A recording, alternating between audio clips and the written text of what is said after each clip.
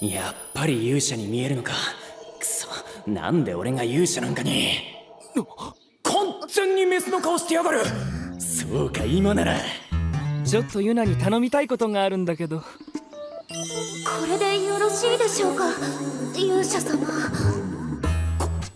れが勇者の力、世界を救いし英雄の力。この姿なら世界中のむっちり太もも美少女にニーズを吐かせることもできる。 Hello, and welcome to the first video, I believe, on my new channel. Well, first proper video, so to speak. Today, we are going to be discussing and talking about the first episode of the new fantasy anime, The Legendary Hero is Dead. Now, I wasn't really sure if I wanted to watch this one. It looked a bit goofy, a bit too over the top, non-serious for me, but I decided to basically watch every show this season, so I simply had to include this one as well. Now, I just finished the first episode, made some notes, have some thoughts, so let's get into it. Is this a show that might be worth watching? Before I start getting into that exact point, though, I would like to say that I am planning on making first impression videos on basically all the shows I am watching this season. First impression videos will be covering episode 1 to 3 of any given show, and I will then give my thoughts if I believe it is worth to watch as a whole, as I do not believe one episode is good enough to really judge if a show is worth investing time in. Now, let's talk about this first episode. So, we get introduced to the world as a whole. We get told the legendary hero, he fought some demons and such, he sealed the gates to hell 3 years ago. But the gates have now been opened, and that is the start of the show. We get the intro, and then we skip a few months ahead, and we are introduced to our main character, Toka. He is a cultured gentleman. He has some varying cultured tastes. We get introduced to him growing radishes on his farm in the middle of Hicksville, basically. He seems to have a perverse interest in thighs, which is natural, I suppose, for cultured men. He even dresses his perfect radish that he just picked out of the ground into a stocking of some sort, as he believes they look like perfect thighs. A bit odd, I would say, but okay. And that sort of comedic start, I think, sets the tone for this entire first episode, and quite likely it will set the tone for the show as well. We get some jokes between Toka and his childhood friend Yuna. And after these sort of quick jokes and some fan service-esque scene with thighs and whatnot, we move on to a demon invading this village of theirs. It is... well, after Toka tries to figure out a way to beat this demon, which he doesn't really seem to have any idea on what to do with it, he ends up trying to barbecue some pork, thinking, surely, if I cook some pork, the demon will be distracted and not hunt down my friend Yuna and eat her, but instead go and eat this pork and then fall into the trap that he had set in front of this barbecue. Apparently the demon hates pork, so that was a no-go. Then, right before Yuna is eaten, the legendary hero shows up and saves her. Of course, Yuna swooning over the hero, and get introduced to the legendary hero at this point. Sion, I believe his name was. Now, even at this early point in the first episode, I'm not overly interested in the characters. I mean, it seems to be a very comedic show, right? And they have already pulled multiple jokes and tried to put the humor up to 100. But the characters are not as of yet pulling me in. So as stated, we get introduced to the hero.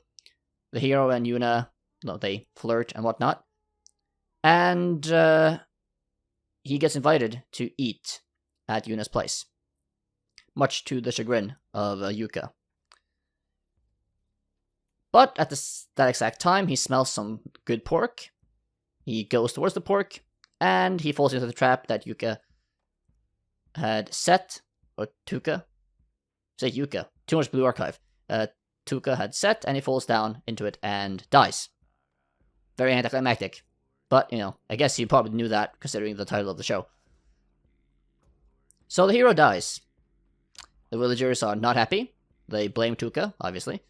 And he basically convinces them that, hey, if we report this, we'll probably all be blamed for his death.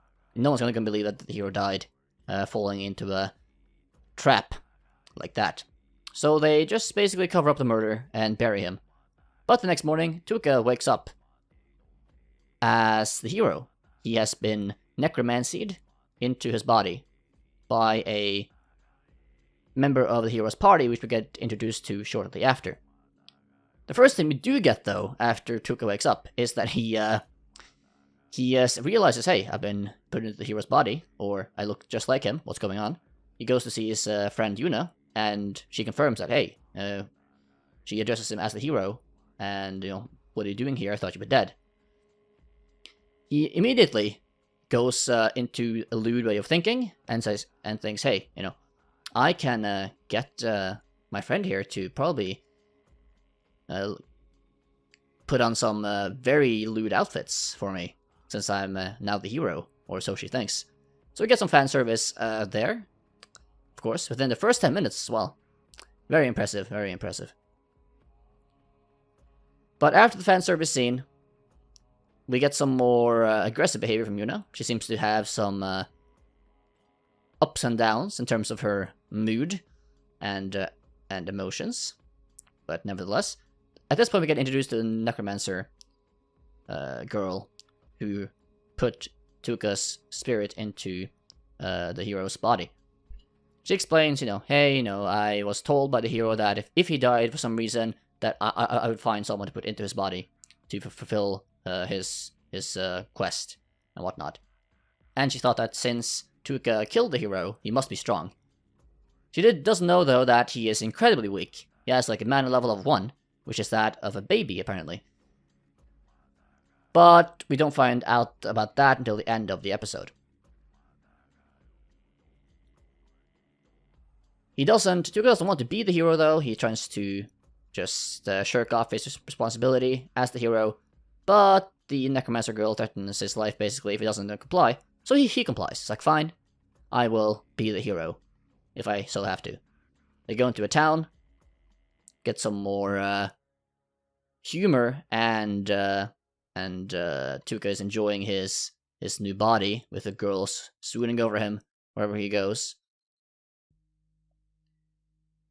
Then we get some exposition, some information about the world, and such, and then a few more girls appear. Offer the hero, or Tuka, to sample their wares, which I suppose can be a pseudonym for many things. Assuming they work as some sort of... well, let's not get into that. Anyway, they hint that, hey, maybe we'll all take a bath together. But he smells really weird, bad, and he looks sort of rotten and unhealthy. So they think he might be a fake hero, which I suppose he is, to an extent. They get... One of the girls get their bodyguard to verify his authenticity, because the bodyguard had apparently fought with him at some point in the past. And the guy says, hey, yeah, okay, he looks to be the real deal. And he asks the hero, or Tuka now, in the hero's body, to fulfill the promise he had made to Tuka about the promise he had made in the past to Tuka, or to the hero had made to this guy, that they'd have a proper duel sometime in the future. So he has no choice to accept, really. And he thinks he can easily beat this guy, because he has the sacred sword, which is like an OP weapon of some sort, seemingly. But even though he is really agile and easily gets behind this guy, when he swings his sword at him, the sword basically goes completely flaccid and doesn't do any damage. And he gets knocked the fuck on the ground by this big, beefy guy. He's accused of being a fake, which he is to an extent. And then we get some sort of humor and stuff, or some sort of, let's say, well, not even humor, more of a, let's take him up, let's give him a life sentence or a death sentence, just another hero pretender.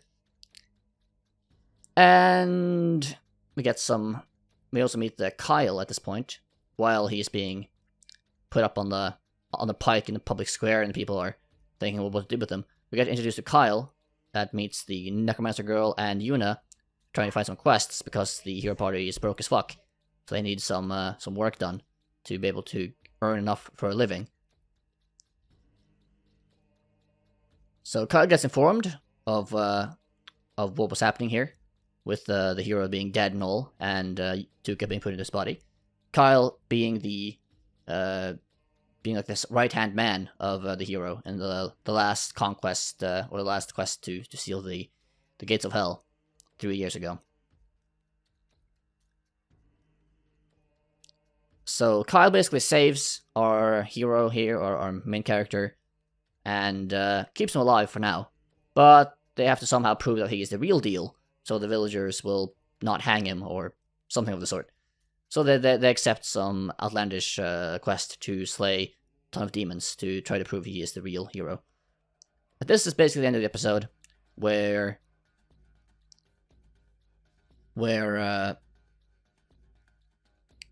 we see that Tuka has basically no mana, so his body is gonna rot because he needs mana to keep the body healthy, which he doesn't have, and he needs mana to put into the Sacred Sword to make it work and be powerful, which he doesn't have. So how he's going to do anything of use remains to be seen in future episodes. Yuna is then shown to have 2 mana, which is basically also nothing. So how these two will fare trying to seal the gates of hell and whatnot will have to be seen. But it's not looking good. Not looking good. And that ends the first episode. At this point, I mean, my overall thoughts on the episode, I don't really know what to say. It feels basic in a way. I mean, sure, it's interesting or humoristic in a way that, okay, the hero actually dies right at the start, so we get this sort of necromancy setup and plot going from there. But outside the MC being very cultured, which I can appreciate, and him being a deviant, which I can appreciate, and the fan service here and there, which I can appreciate to an extent, it doesn't really... None of the characters are gripping me. None of the story or interactions are really feeling that interesting to me. It doesn't really seem... Nothing is really drawing me in, is what I'm trying to explain here. The humor, it's yes, I did laugh at some jokes here and there, especially the radish joke at the beginning. That was fairly funny. But outside some of the nice humor, nothing much in the show really seems to gel with me. Of course, this is only the first episode, so there's a lot that remains to be seen. But this first episode did not really do a good job at all of drawing me in. I do not, at this point, feel compelled to watch more. I will, of course. But so far, it's not looking the best. It is not looking the best.